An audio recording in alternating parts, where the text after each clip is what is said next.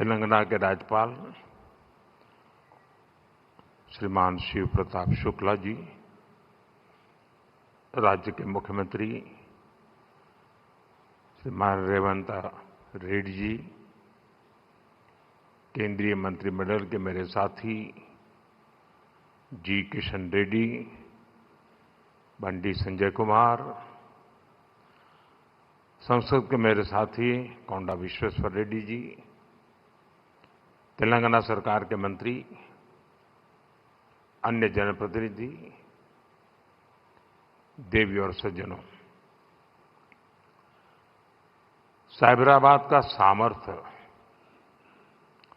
National भी है और ग्लोबल भी है। ये तेलंगाना के और देश के तेज विकास का प्रमुख केंद्र है। इसलिए आज साइबराबाद से तेलंगाना को देश का एक बड़ा मैन्युफैक्चरिंग पावर हाउस बनाने के लिए अनेक बड़े प्रोजेक्ट शुरू हो रहे हैं। आज जिन प्रोजेक्ट्स का शिलान्यास और लोकार्पण हुआ है, इससे यहां हजारों हजार नए रोजगार बनेंगे और तेलंगाना की कनेक्टिविटी भी सशक्त होगी। मैं तेलंगाना की जनता को इन प्रोजेक्ट्स के लिए बहुत बहुत बधाई देता हूं। साथियों, आज भारत रिफॉर्म्स एक्सप्रेस पर चल रहा है। साथ ही आज का भारत आधुनिक इंफ्रास्ट्रक्चर भी बना रहा है। जहीराबाद इंडस्ट्रियल एरिया के निर्माण के पीछे भी यही लक्ष्य है। ये इंडस्ट्रियल एरिया, इंडस्ट्रियल कॉरिडोर विकसित करने के भारत सरकार के राष्ट्रीय अभियान का हिस्सा है। ये एक प्रकार से इंडस्ट्रियल स्मार्ट सिटी बनने जा रहा है। यहां वर्ल्ड क्लास इंफ्रास्ट्रक्चर होगा, बेहतरीन पावर सप्लाई होगी, एडवांस आईसीटी नेटवर्क होगा, यानी दुनिया भर के निवेशकों के लिए यहां हर वो सुविधा होगी जो इंडस्ट्री के लिए उन्हें जरूरी है। इन सुविधाओं के निर्माण के लिए भारत सरकार के हजारों करोड़ रुपए लगेंगे और तेलंगाना, हैदराबाद के हजारों नौजवानों को रोजगार का माध्यम बनेगा।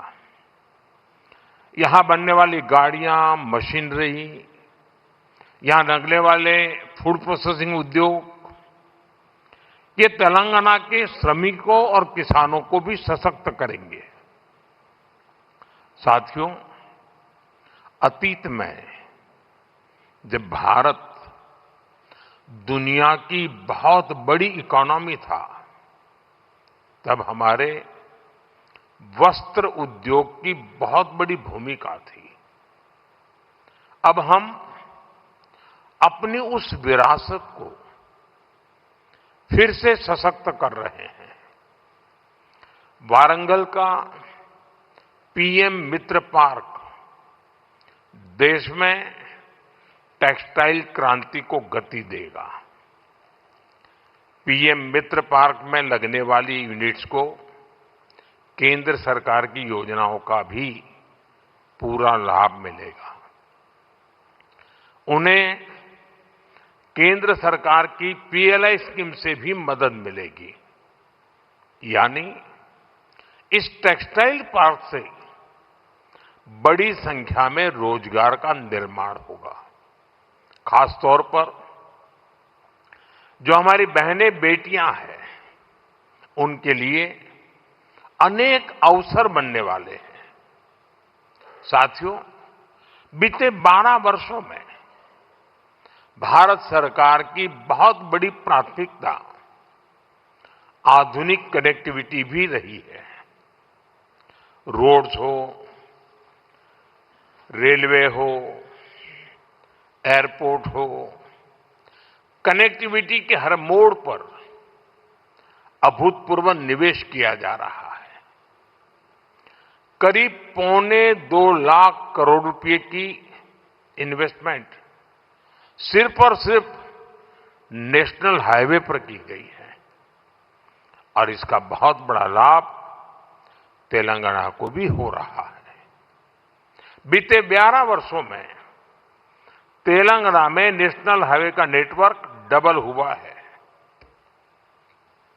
तेलंगाना और कर्नाटका को जोड़ने वाले नेशनल हाईवे के चौड़ीकरण से बहुत सुविधा होगी।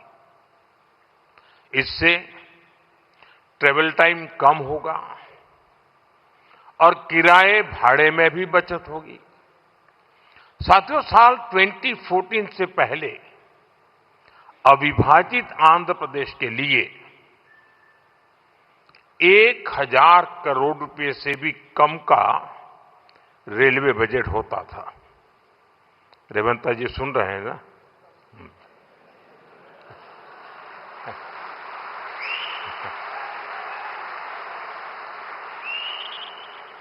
संयुक्त आंध्र के समय रेलवे का बजट 1,000 करोड़ रुपए से भी कम था। आज सिर्फ संयुक्त आंध्र की बात नहीं कर रहा, आज सिर्फ तेलंगाना का रेलवे बजट ही लगभग 5,500 करोड़ रुपए का है।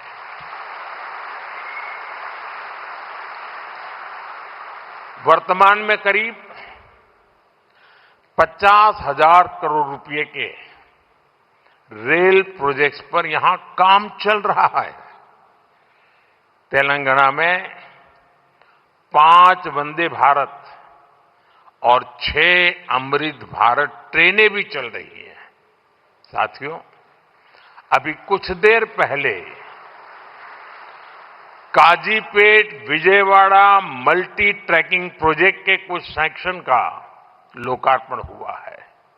इसके अलावा Kazipet rail under bypass line का भी राष्ट्र को समर्पित की गई है।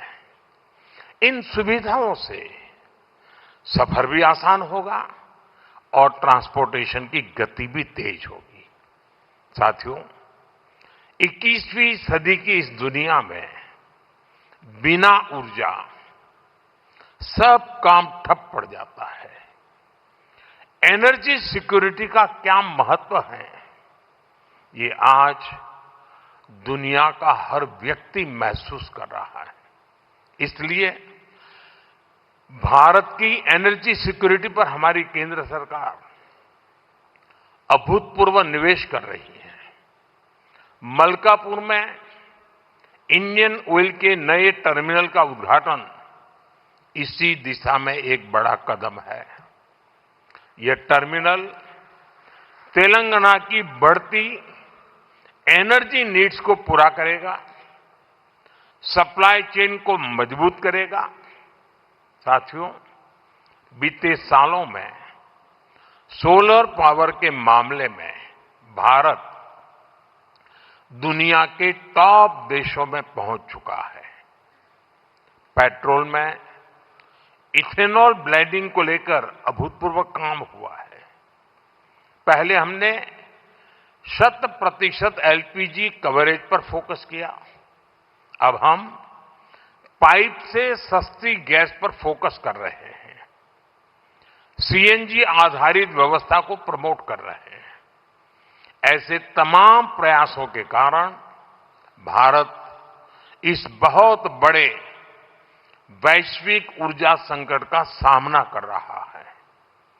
लेकिन अब आज समय की ये भी मांग है कि पेट्रोल, डीजल, गैस ऐसी चीजों का बहुत संयम से इस्तेमाल करें। जो एनर्जी प्रोडक्ट हम विदेशों से मंगाते हैं, हमें प्रयास करना है कि जितनी जरूरत है उतना ही उपयोग करें। इससे विदेशी मुद्रा की भी बचत होगी और युद्ध के संकट से होने वाले दुष्प्रभाव को भी कम किया जा सकेगा। साथियों, आज तेलंगाना का युवा नए सपने देख रहा है। यहां का किसान नई उम्मीदों के साथ आगे बढ़ना चाहता है। यहां के उद्योग, यहां के एमएसएमई, यहां के स्टार्टअप सब एक विकसित तेलंगाना के निर्माण में अपनी भूमिका निभाना चाहते हैं, क्योंकि तेलंगाना विकसित होगा तो भारत विकसित होगा। मैं तेलंगाना के हर परिवारजनों को ये भरोसा दिलाता हूं कि आपके सपने पूरे करने के लिए केंद्र सरकार ही इससे भी और तेज गति से काम करती ही रहेगी। अब हमारे रेवंता जी ने कहा था कि हां, हम पॉलिटिकल बात नहीं करेंगे, तो मैं भी नहीं करूंगा।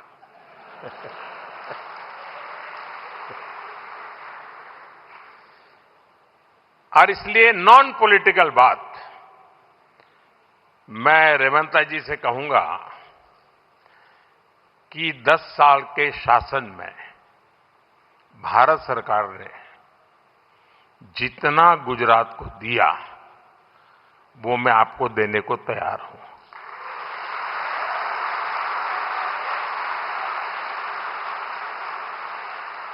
लेकिन मेरी जानकारी से मैं आपको बता देता हूं कि जैसे ही मैं ऐसा करूंगा, आपको जो अभी मिल रहा है वो आधा हो जाएगा।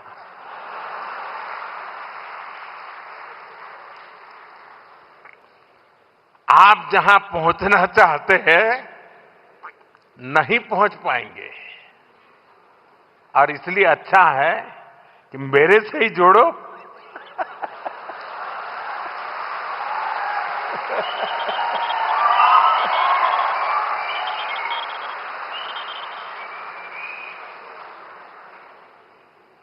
साथियों, हमारा एक पक्का विश्वास है कि डेमोक्रेसी में राज्यों में अलग अलग प्रकार की सरकारें होना कोई बुरी चीज नहीं है, लेकिन देश के विकास के लिए राज्यों का विकास भी उतना ही महत्वपूर्ण है। राज्यों के विकास के बिना देश का विकास संभव ही नहीं है, और इसलिए हमारी सारी योजना के केंद्र बिंदु में राज्यों का विकास हो, तेज गति से विकास हो, उस भाव को लेकर के हम सब मिलकर के चलें और 2047 विकसित भारत का सपना हम अपनी आंखों के सामने सिद्ध होता देखें। यही मेरी सबको शुभकामनाएं है। बहुत बहुत धन्यवाद।